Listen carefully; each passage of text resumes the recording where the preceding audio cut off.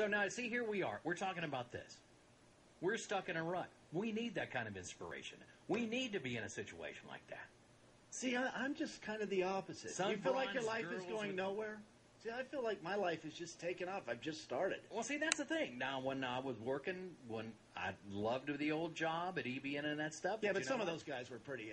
I had been there for 20-plus years, and this job came available, and there I was, 50 years old. It came. I'm like, you know what, perfect time to switch gears. I think a lot of men reach a certain age, whether it's, I would say early 40s. You look back at your life and say, you know, where am I, or, you know, what have I done? Where am I going? It's called a midlife crisis. Male menopause. Yeah. Well, our guest is going to discuss with us coming up next, but now we have traffic and weather together. It's 74 now. It's 700. W now. Is that the tubes? Talking heads. Behind the wheel of a large automobile. Look up, and all of a sudden, 5 years went by, and you're in the same place you were then, going nowhere. You need to be inspired. That's the reason we're talking to our friend Mira Penterman. Is it Penterman? Penterman, yes. All right, Mira, welcome to the program. Thank you, and thank you for having me. So you know what? So you were stuck in a rut, and all of a sudden you looked up one day and go, "Hey, this isn't my beautiful life. How did I get here?" Yeah, it's the perfect intro song there. Yeah, you know, I'm just like everybody else. I have a job I was good at. I'm an administrator and a bookkeeper, doing the mom thing, doing the wife thing. But in 2003, I decided, you know, what I'd really like to do is write a novel. I'd always loved to write, and basically took that on and been through quite a road of obstacles and rejection, but it's so worth it. I finally got published last year, and just want to encourage people that when that opportunity comes along, or even when you don't have an opportunity, you want to start looking for one. Mira, first of all, that is a beautiful name. Is that Irish? No, well, I've heard it's Irish, and I've heard that it's also South American, but the version is Hebrew, my spelling. Oh, boy, that's a beautiful name. But when you talk about, you know, going in and redoing kind of a direction in your life, you got to have passion, don't you?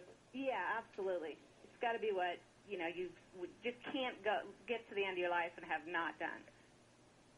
So now, were you in a relation? I mean, what turned you around? I mean, were you in a relation? You broke up with that guy had been doing you wrong, or hopefully that woman had been doing you wrong, and you just said, "Screw it, I need to do something." No, that definitely is a turning point for a lot of people. At the time, I worked with my husband, and I still work with them, and we were trying to find ways to have me be out of the office less, and so one night I just sat down and started whipping out a manuscript.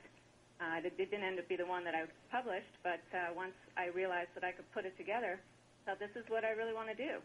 But Mira, it's more experience as far as this change of your life and your thinking. That men go through that, right? A midlife crisis, we call it. Oh, yeah, absolutely. I think everybody does. And I think if you reach the end of your life, well, I mean, obviously you guys have a career that you really wanted. But with some people, they reach the end of their life and they're like, you know, what did I do? What did I want to do that I let go because I was doing something for somebody else?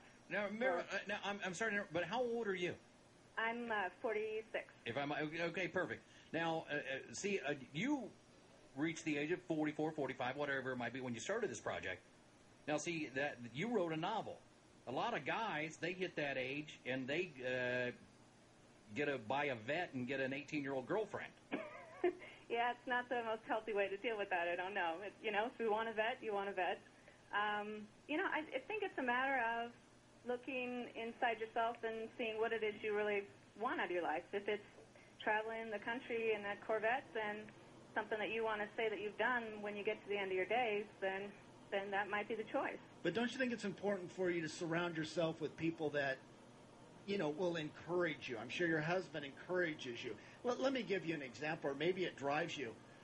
When I was in college, one of the professors walked up to me one day. I went to Loyola Marymount, one of the top academic schools on the West Coast. He says, "Tracy, what do you want to do in your life?" And I told the professor, I says, "You know what?" I said, "I want to be a big league baseball player." And, he says, "Well, sure, everybody wants to be a big league baseball player. Did you know I played for 5 major league teams?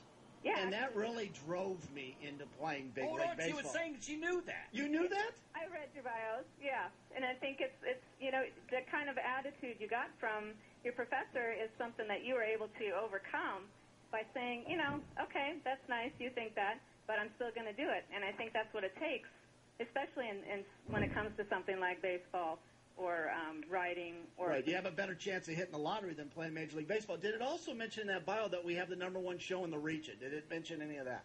Yeah, it did. Yeah. Oh, jeez. Mara, can I ask you to hang on for a second? Yeah.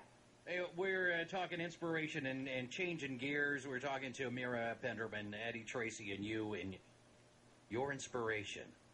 I want to play for 6 major league teams. Chances are very slim, Ed. Well, You got to be really wanted. I'm 53. What do you think? Not good. More coming up here on the home of those Red 700 WLW.